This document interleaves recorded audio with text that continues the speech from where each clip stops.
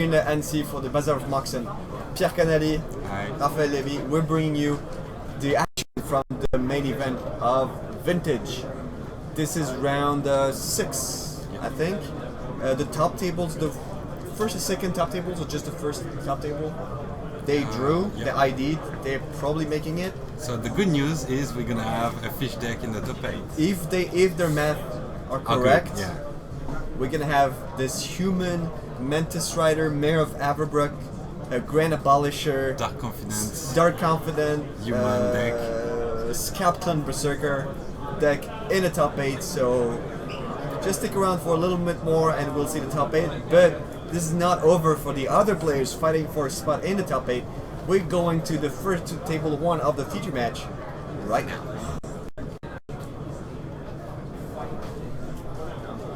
Fulcrong is playing against David Peduzzi. I know him. You know David? Fouk. Where's he from? He's from London? No, he's from France. We talk a little bit outside because it's really sunny over here and you can see the mountains, so a lot of people are spending a lot of time. Even the non-smokers, they are outside between rounds. It's really sunny, it's really beautiful landscape. So we had a talk. I wasn't aware he was playing today, but I had a talk with him yesterday. He's a really, really nice guy. It's community among the community, the smokers and people who like nature. Yeah. And the sun. So starting off with Volcanic Island. At one point, the Volcanic Island will be more expensive than the Underground Sea. It's played more and more. Pure thing. Okay. So I saw a land and I saw a keep, so yeah, he probably doesn't have a lot of land in his hand if he kept the Moxen and the land. Do we know what they're playing? Do we know their... Not yet. It's the first time that we have them on camera.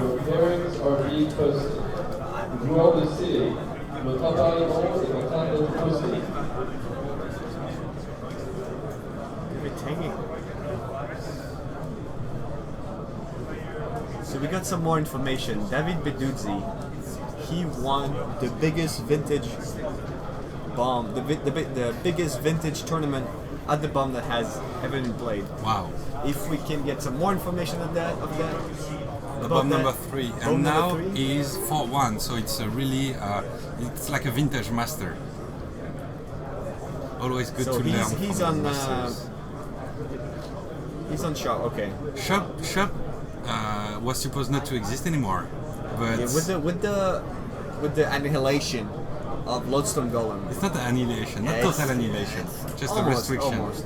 With the restriction of Lodestone Golem, it's been restricted a couple of weeks ago, just to make sure the shop deck wouldn't be as oppressive as it used to be. Yeah, it's not fun at all. So it's not fun. Depends who's playing. Yeah. So yeah, it's an interesting choice to see that some people still play it. A card from what did they have the extension after American Masks? It's where Tangle Warrior is from. Yeah. Anyway, Tangle Warrior 4 counters. It will get back. Tangle Warrior is an awesome card, and it was in the exchange folder of everyone back then, and it took months before people realized that in elf deck or aggro deck it's just insane. It was played quite fast. I remember It was played in the Hermit Druid. Yeah, but it took time. It's Trinity Green. Nemesis is there. Yeah, Nemesis. And it took time because I remember it was like few francs back then, even before the euros. It's very cheap, yeah. Yeah, it was like few cents of a euro, and after a few weeks, it became really expensive. It's 99 on 2000 release of Nemesis. Euro is 2000, so I think it's just before. 99? Yeah.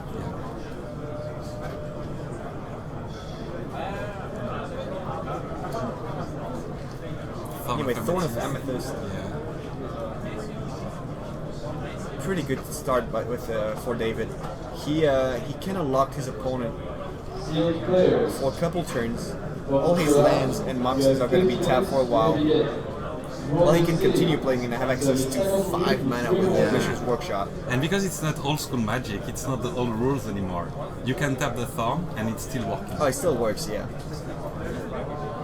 It's not old school Magic. So, if people doesn't know, Tangle Warrior, there is a small trick which is really famous. You can put the ability on the stack and then the fading. So on your turn, you remove the counter first, and then you tap only 3 instead of 4. Oh, that's brutal.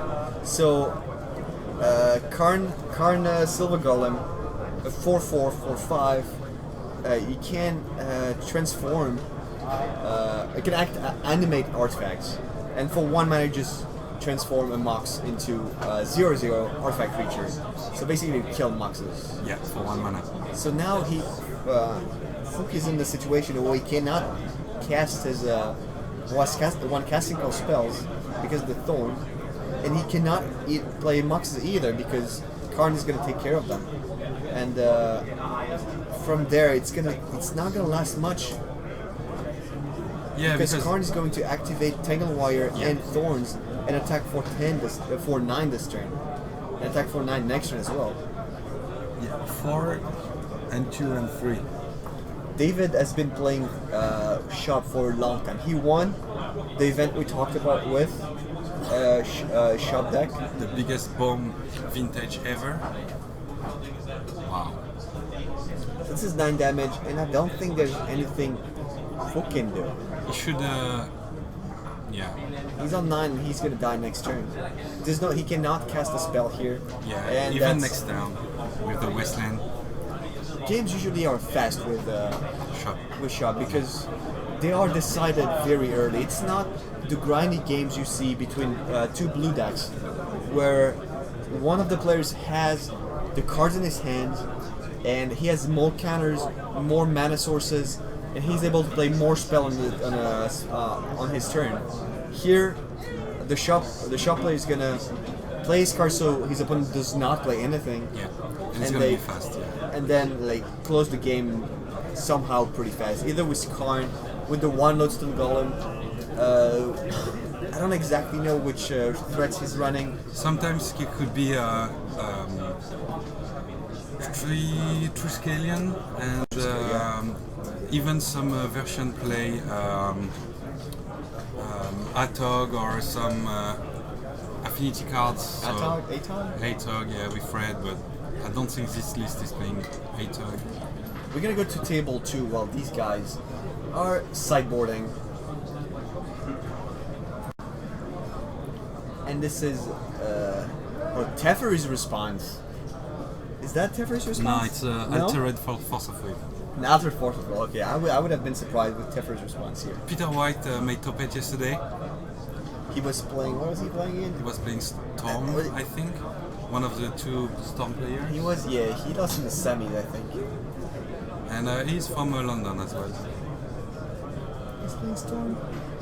I don't think he was playing Storm. Maybe we can find Oh, wasn't he the Grixis Delver? Yeah, Grixis Delver. He was playing That's Grixis right. Delver. That's right. The closest relative to the blue decks from Vintage. Just one or two threats, and then all the cheap cards to back them up.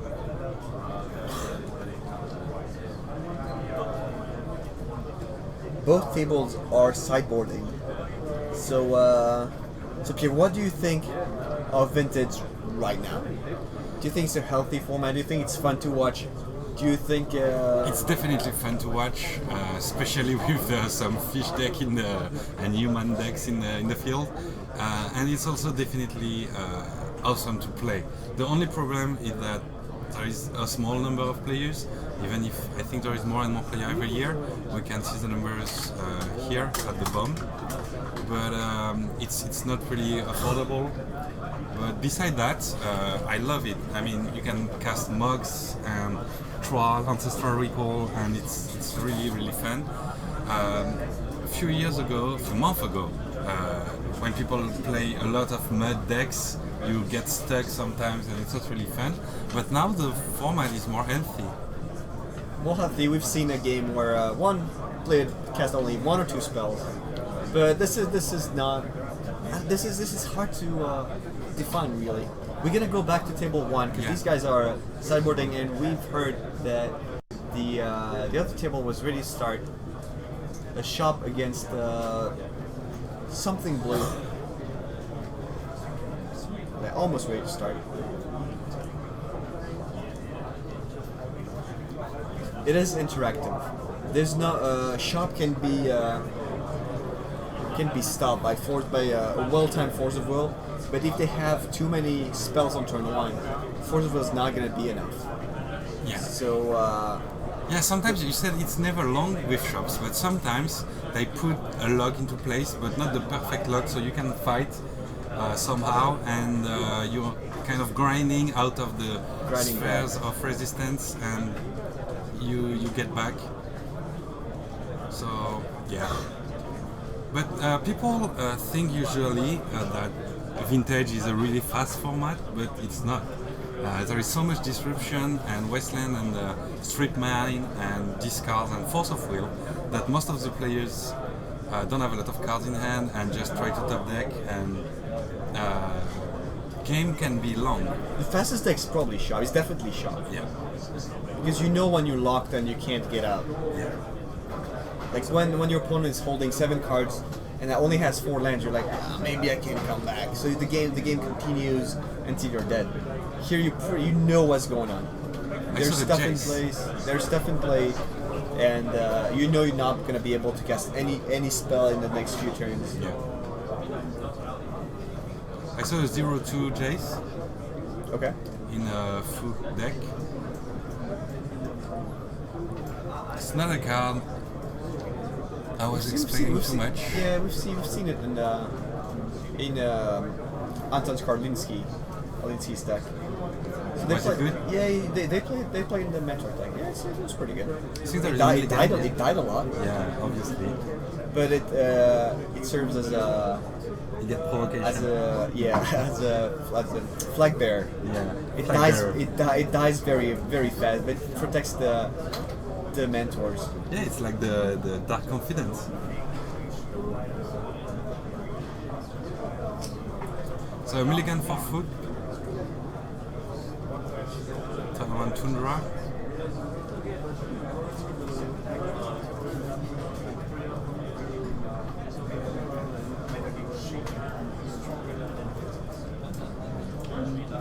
And if I played Vintage, I would play all the white borders. Yeah. I would love to. You prefer white border? I don't prefer. I just want. I don't want to see the look on people's face. Like, oh, you played white border too. No, what does it do? White and blue. That's what it does. So I keep buff again. Maybe he doesn't know you can scry.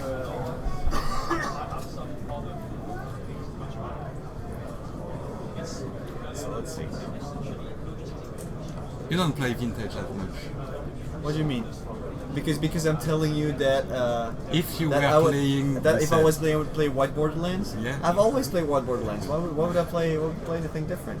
Wow. Yeah, shop always have a good turn one. That's the biggest issue.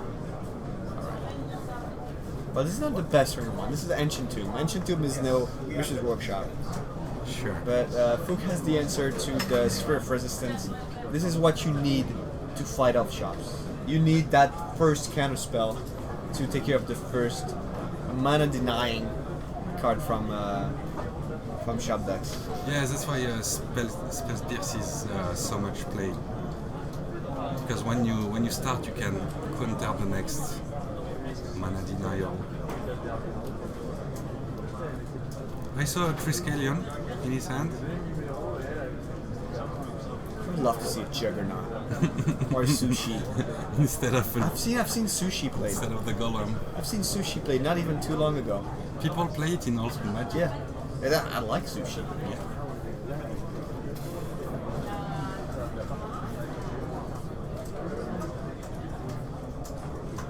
Yeah, Juggernaut I think was the first real threat in that deck, right?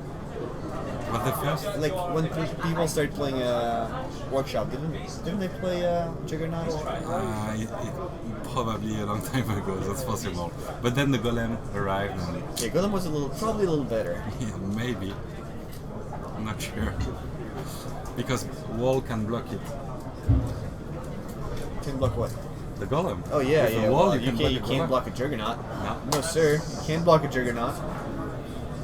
Wow, Chalice for 1. that's So another big issue for blue decks. if that resolves, that means no preordain, no brainstorms, No no ancestral recall. ancestral recall, No, no Goblin Guy, but that is no Savannah Lions. no Savannah Lions, and that's a go. That Smells bad. that doesn't look very good.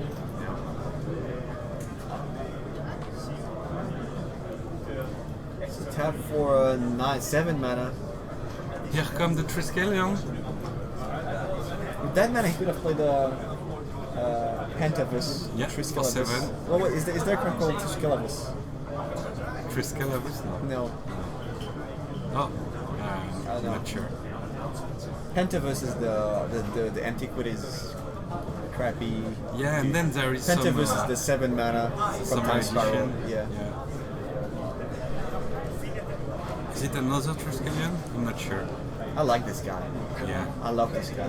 They can get rid of the Dark Confidence, and he's 4/4. I won my first big tournament with Triskelion. Did you? Yes. How old are you, guy, man? I won my first GP with Triskelion, man. Wow. It was it was the WinCon in Greenland Destruction. I have fond memories of this little guy. Oh yeah, it was before the. Killed all the elves, man. Yeah. You have elves. Killed them all. Yeah, it was the second one. Wow. Assembling the Triskelion. It's gonna be a fast game again. Hopefully we can catch some action from Belcher in the other table.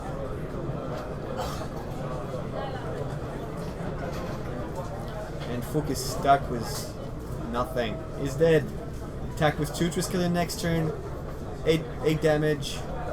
Yeah, he cannot destroy the Chalice because it cost. Oh no. Well, he had the Chalice for 1, so it wouldn't have worked. Yeah. There is so few 1 mana spell that you should side out them. Alright, so we go to table 2. Congratulations to David Beduzzi. Yeah. He's on his way to the top 8. He needs to win, or maybe draw the next round. Maybe draw. And we might see him in the top 8, maybe win his second big vintage tournament. So here, Chalice for 0. Yeah, I saw Damien Mayor. He's playing. I like this match. This match seems very interesting.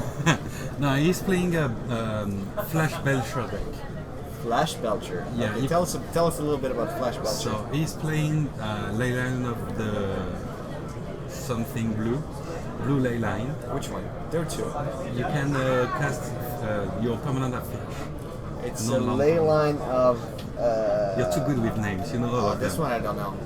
Maybe a technician will find it. Yeah, I call it the Flash Leyline. Okay. And he play Belcher Okay. with only one academy.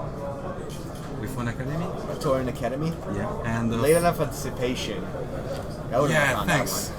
I love that. That picture is awesome.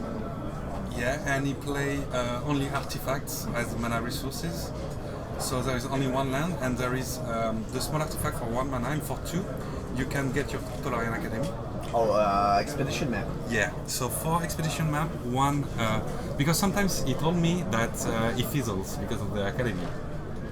Oh, because you can't. Your You can't. Belcher. Oh, yeah. Okay. But with the 4 expedition map, there is a good chance that you can fetch it before Okay, because if you you- activate your Belcher. If you Activate the Belcher. activate Belcher After and 15 cards, you reveal the Well, Tolarian on Academy. 19. Yeah. you put this on 1, you need another activation. That's terrible. And then you say go. And, so yeah, the deck is fun. It's working well, obviously, for 1. And Yes, this Chalice of the Void might be a little Problematic. / very big problem. yeah. Leyland for Chalice for 0. Thank you very much. Thank you. Bye. Chalice for 1 also. Yeah, I wouldn't set in motion. But this is the kind of deck that's one any of his spells. Yeah. And during the 2 games he played maybe 1 or 2 spells. Maybe like Digitaxin Probe was the only spells he actually cast. Yeah. And that's it. It was not very impressive. Yeah, Even though he went like all the way for 0 trades, for 1 trades, for 2. And he was left with nothing. He couldn't do anything. Yeah. He didn't play any of his spells. Yeah. And during the 2 games he played maybe 1 or 2 spells. Maybe like Digitaxin Probe was the only spells he actually cast. Yeah. And that's it. It was not very impressive. Yeah, Even though he went like all the way to the finals. The issue with Belcher is that it's a gambling game. You know, you have not so much control. Obviously, you need to play well, but sometimes the deck will just blow up in your hands, and sometimes it will blow up to the face of your opponent. So it's risky, but it's fun. If you like to take risk, you have to play Belcher. So he plays. What does he play? Leyline. What's the reason? I didn't talk enough with him to find out the reason, but I think his strategy is to play more stuff during opponent's turn and his turn also. So Also play the Belcher on your opponent's turn and then play it on your turn. And activate it on your turn. for example, so you don't let your opponent one turn to do something. It's a good Oh, so surprise you effect. actually kill him before his turn, like during his upkeep. Like all your spells, all the cards you have have flash. Is that what Leyland does? No, all your non-land permanents, I think. Non-land permanents have flash. Yeah, and Yeah, it so doesn't you- have lands. So you can kill your opponent during his upkeep then. Yeah. Why do you want to do that? Just No, to you get can- an achievement? No, Badge? so he doesn't play the land. So before he plays the land, you kill him. That's the plan, right? Okay, yeah. So he plays because before the game starts, Yeah. he gets the Leyline into play. He gets all his Moxes. He plays his turn. He plays his turns first, Yeah, and he probably only has that in the sideboard. yeah. He doesn't have it in the main, right? I think it's only sideboard. Yeah, so he has it like on the draw when he can win on his opponent's turn. Yeah, I see. That's smart. I like it. Before to get a discard or before to get I see. And a spell Spears. And before your opponent plays a Chalice Yeah. or a Thorn Yeah. of Amethyst. Oh, I see. That's a good reason. That's good tech. I like that.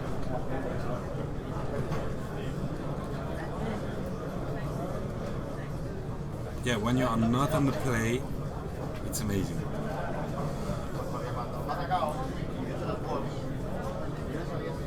Alright, so now cannot the see. thing is that being in the tank Mox? is Lotus Petal. Okay. And it altered Lotus Petal. Altered, yeah. And a troll. Yeah, it's a so keeper. sweet. I mean, What do you mean it's a keeper? Of course it's a keeper. it's a keeper. 2 card for 3. Modern players, this is time in the round. Active player finishes turn and you play 5 additional turn. And yeah, Damien told me that a couple of times he activated the Belcher and reveal Academy before the count to 20, and he just fizzled a couple of times. But still 4-1, it's good recall. And look at that, no lands, no need. Who needs lands? Grim Monolith. It's like 6 spells before his opponent can play a single spell. He passes. Now it doesn't matter if his opponent plays a Chalice for 0. And a sad island on Peter's side. Nothing's island. No Mox, nothing. What is this? Is it a draft?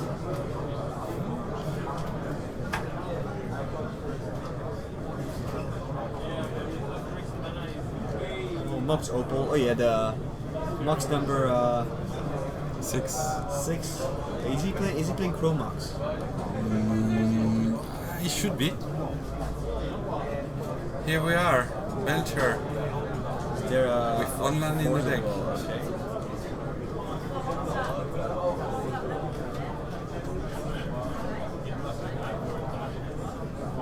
Why didn't play the Force of Will on the Troll?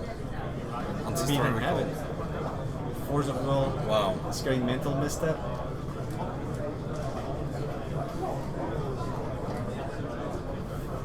He's 1 mana shot for the kill right now, right? Storm. Yes, so that's 1, 2, 3, 4 spells. Countering the. 1, 2, 3, 4, 5, 6, 7 spells. Oh, that's a lot. Yeah, a lot of spells. Plus the mugs. Well, the Force of Will is going to be countered. But if Demon has a way to counter the Force of Will, then it's. And the Belcher. No, just the Force of Will. Because the Footstorm does not target the Belcher. Artifact, yeah. So this is oh, okay. So now he's relying on him not hitting the